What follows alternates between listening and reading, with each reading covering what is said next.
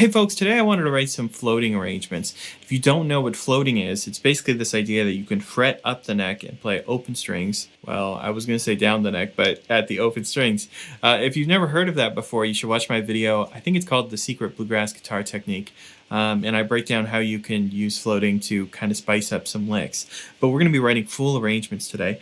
And I'm thinking that we're going to write arrangements for St. Anne's Reel and maybe Arkansas Traveler. We'll see how far we get. Sometimes foreshadowing is relatively obvious. I've been thinking about floating these tunes a lot. I do a lot of guitar practice as I fall asleep. So a lot of times when I lay down for the night, I'm kind of running through ideas and seeing if I could start building a floating arrangement for these tunes. So though I haven't written these down, I have thought about it a little bit. Anyway, let's just get going. And away we go. So the first thing that I'm going to do is I'm going to write down this in the key of A, because normally I play this tune capo 2. Just happens to be one of the tunes that I normally capo up 2nd fret, and I play it in the C shape. Let's see. Do da da da bum bum bum bum bum. Da da da da. Open E, how about da da da da. Something like that maybe for our A part. And it's got this classic tag ending, right? Something like that. That was a little weird.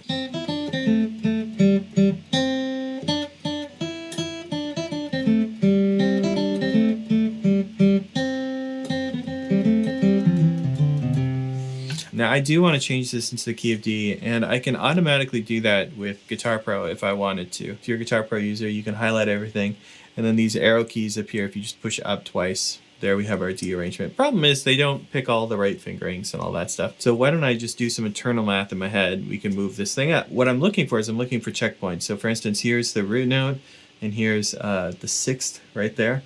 So if I want to move this around, I could use my checkpoints to kind of orient myself. For instance, here's the root notes for D, here's the 6th for D, so I know that that's how these things relate to each other. Hopefully that makes sense. Now, using some general logic, I can figure out what those other notes are. But a lot of times I'm working off of these kind of, like baseline parts of the chords and the shapes to figure out what things are in different keys. I think it's a pretty quick way to think. So we've taken our C arrangement, we've turned it into D, and from this we can start building our floating arrangement. So let's leave our original up there and let's duplicate it down here so we can start working. Now where I want to play this is kind of around the 5th and 7th fret. And I've been thinking about this in my head, and I know that there's already a really cool choice right here. So you'll notice if you look at the sheet music up there, even if you don't read sheet music, you can see how those note heads got doubled because these are the same notes. And it's kind of really neat that this ends up kind of crossing all the strings over and over again. It's a really cool thing to have happen in an arrangement. Right, I could just move the notes around with Guitar Pro's magic, but I do like thinking through it. I really want to understand how it works. So I am kind of thinking manually. I'm using my real human person brain. And I'm just looking for all the notes that are fretted. I'm looking for them farther up the neck, and we should have a really nice basic version of the melody. You can see almost everything is 7th fret. Now this is where things fall apart. I'll show you again. I do have to play 6th fret a couple times here, and this one kind of isn't perfect either. I'm not sure I want to go up to 9th fret. These are some solutions that we'll have to figure out in a second. This last phrase, probably the one that's going to give us the most trouble. We'll have to figure out. Anyway, let's play this real quick.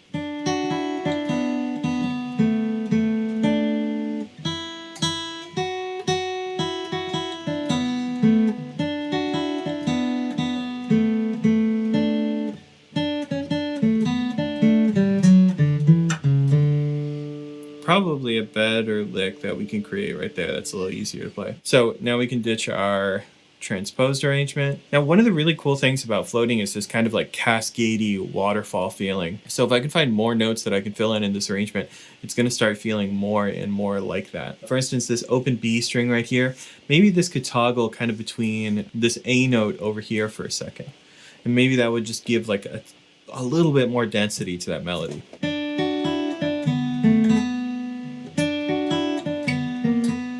Ooh, maybe some chromaticism even right there. I think I wrote it like that in one of my arrangements on the website.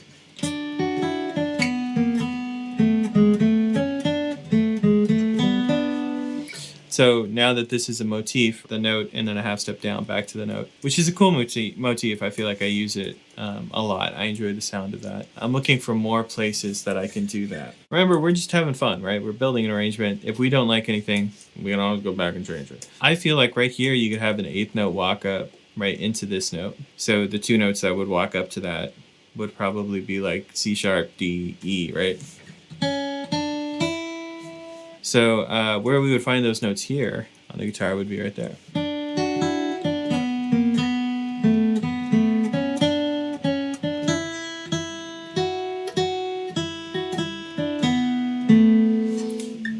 So I can already tell you I want to fill in some of these moments. For instance, this one right here could be more kind of scalar, right? It could keep going down that scale.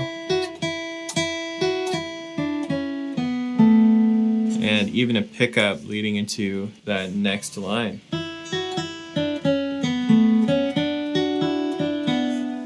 So we now have this.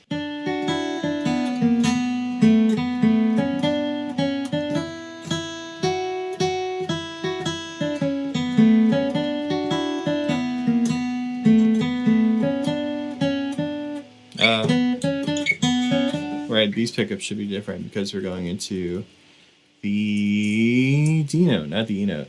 So probably like that.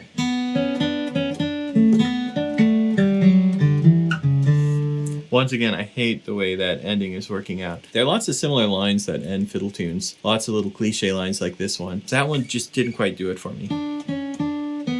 Yeah, what if we did that? So it still goes down, and then what if it just goes down the scale? So da-da. I think that might be a little bit easier on the fingies, yeah?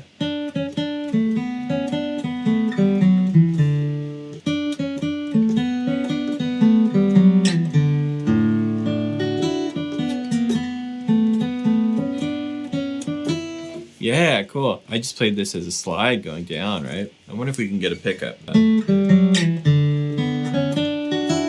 Totally, we totally can. So we'll take this pickup because it leads into the D note, and that's where this phrase starts, right? It starts on D. I'm still not feeling good about this measure. This measure needs some more activity. Everyone else is looking pretty busy except for that guy.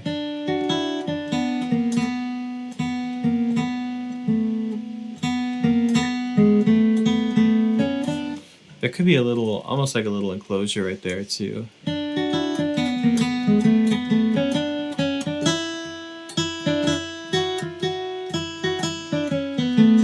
I don't want to overdo the theme, but well, that's kind of cool though. We could do it again if we wanted to, you know? So it would be like that, and then this one we actually have to fret. All right, let's play through the whole thing.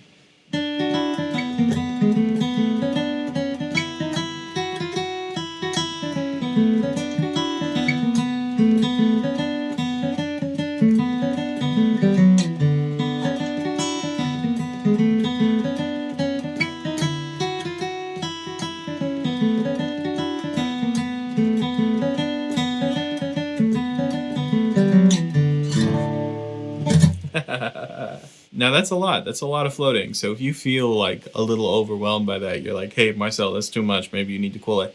It's all right. Normally we do use less, right? It's pretty rare to just float a massive portion of a song. If you're doing a bunch of different interpretations, you know, you're David Greer, you're playing a fiddle tune 30 different ways. Yeah, maybe this could be one of them. But it's pretty rare at a jam to hear someone just float an entire break. This is sort of an over-seasoned dish, if you will. That's okay. If we want to learn the technique, if we want to practice it, we kind of have to overdo it so we really understand it. Probably going to have two pickups here going into the B part. Now, I never wrote this one down in the traditional way, so maybe that's a good way to start. Da da dee da da da da da da da da da da da da da da da da da.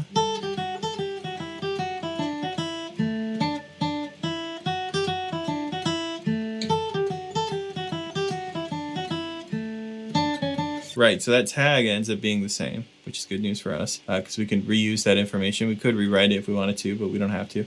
So first thing we got to do is repeat that first part of the B part, and then we're already going to be set up to play that guy, so we'll just leave that in there. There is normally a pickup on this too, right? I mentioned that there was a pickup, so the pickup would be these two notes, which we'll have to play somewhere else because we're not really set up to play that yet. I assume we'll be playing them like that. Remember, I kind of said I want to be kind of between 5 and 7, right? That's what's important to me. I know that this 5th fret note is always going to work, right? That's already decided. That's cool. I know all the open strings are going to work. So really the only two notes I have to move are 3rd fret and 2nd fret here. And we already know what those are because of this pickup up here. right? Remember, these are the same 2 notes. So whenever we see 2 and 3, they basically become 7 and 8 on the B string. So here's all of those translations. This 3, I guess, too, also becomes 7 on the string lower. If we just get rid of all of the original notes that were on the E string there, we can kind of see what a floating arrangement of this would look like. And we know that we're going to get that same thing down here. This is with no embellishments yet, of course. Let's keep doing these. There's 2, 3 again. We know what those are going to be. All of these become 7 on the string lower.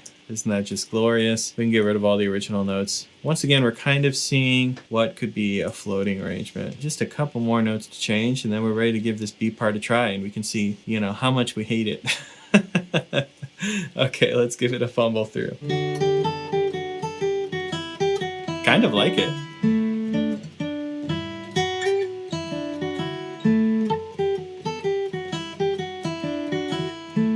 Ignore the missed notes.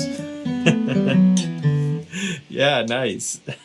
I feel like we should carry on our kind of motif that we had before. There's a moment there, right, in measure 3 of the B part where I play that same note twice, 2 quarter notes, and those could have that little sort of rocking down and coming back up, and that might kind of be all we need to make this thing feel like it's moving, like it's busy. In a way, that's kind of it, right? We took our basic arrangement, we turned it into, once again, a pretty basic floating arrangement.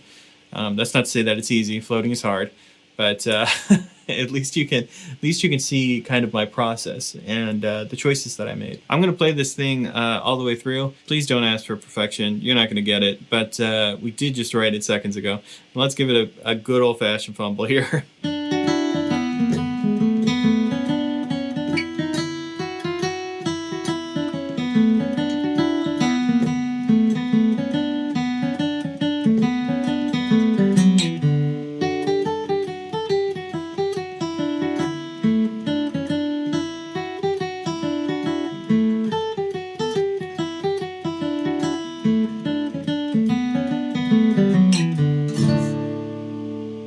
Hey, I think I can tell by the amount of footage that I just pulled that this will be an okay sized video. As a reminder, you can always get this tab for free at my website. If you do want to see me write an arrangement like this for Arkansas Traveler, just leave it in the comments and we can figure it out.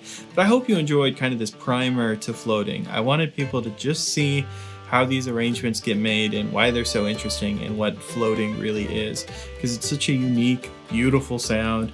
And I feel like players don't talk about it enough, and I just want everyone to understand what it is and how it works. Don't forget, you can check out the live streams every Tuesday at 6 p.m. Eastern. Other than that, you know, short game. Gotta get home for lunch. See you later.